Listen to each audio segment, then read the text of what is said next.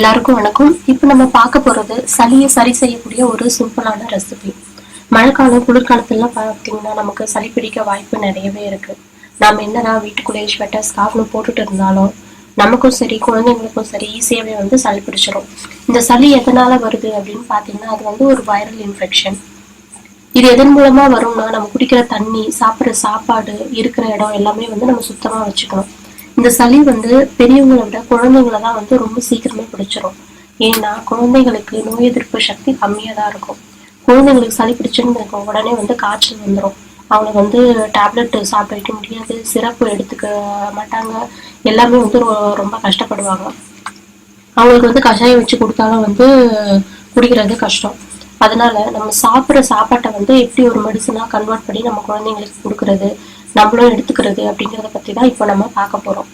இது மாதிரியான டிப்ஸ் உங்களுடைய பார்வைக்கு சேரணும்னா என்னோட சேனலை மறக்காம சப்ஸ்கிரைப் பண்ணுங்க. அப்படியே அந்த பெல் பட்டனை டச் பண்ணி விடுங்க. அப்போதான் நான் என்னென்ன புதிய டிப்ஸ் போடுறோமோ அது எல்லாமே உங்களுடைய பார்வைக்கு சேரும். ஸோ இப்போ இந்த ரெசிபிக்கு நமக்கு என்னென்ன பொருட்கள் தேவை அப்படிங்கிறத பார்த்துடலாம். முதல்ல ஒரு கப் இட்லி மாவு இல்லைன்னா தோசை மாவு. அடுத்தது தூதுவளை. இது ஒரு 10 to 12 இலைகள் எடுத்துக்கோங்க. இந்த தூதுவளை பத்தி பாத்தீங்கன்னா நம்ம நிறைய பேருக்கு தெரிய மாட்டேங்குது. இதுல பாத்தீங்கன்னா அவ்வளவு மருத்துவ குணங்கள் இருக்கு. இதை நீங்க வாரம் ஒரு முறை சமைச்சு சாப்பிட்டீங்கன்னா நிறைய பெனிஃபிட்ஸ் இருக்கு. இதை சாப்பிட்டா உங்களுக்கு அந்த உடல் உஷ்ணம் குறையும், உடல்ல இருக்க இந்த தேவையற்ற சளி வெளியேறும். இதை சைனஸ் இருக்கவங்க, சளி, இருமல், தும்மல், மூக்கடைப்பு, மூக்குல நீர் ஒழுகுதல், ஒற்றை தலைவலி, இது மாதிரியான பிரச்சனைகள் எதுவா இருந்தாலும் எல்லாமே சரியாயிடும். அடுத்தது இஞ்சி, ஒரு சின்ன துண்டு எடுத்துக்கோங்க. ஸோ இப்போ இதை வச்சு நம்ம எப்படி செய்யறது அப்படிங்கிறத பார்க்கலாம். ஒரு மிக்சி ஜார் எடுத்துக்கோங்க. அதுல இந்த வாஷ் பண்ண இந்த தூதுவளை இலைய போட்டுட்டு ஒரு சின்ன இஞ்சி துண்டு இருக்குங்களா அதை போட்டுட்டு நல்லா மைய அரைச்சிக்கோங்க.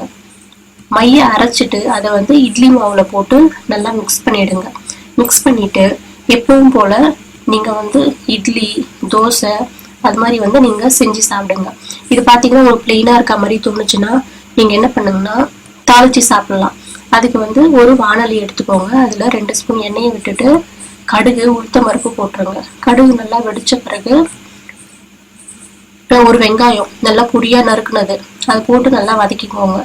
அதுக்கு அடுத்தது ஒரு 2 பச்சை மிளகாய் கீர்ன மாதிரி போட்டுட்டு அதை வதக்கிட்டு இதை நீங்க தோசை மாவுல போட்டு மிக்ஸ் பண்ணிட்டு நீங்க தோசை இட்லி அது மாதிரி செஞ்சு சாப்பிடலாம்.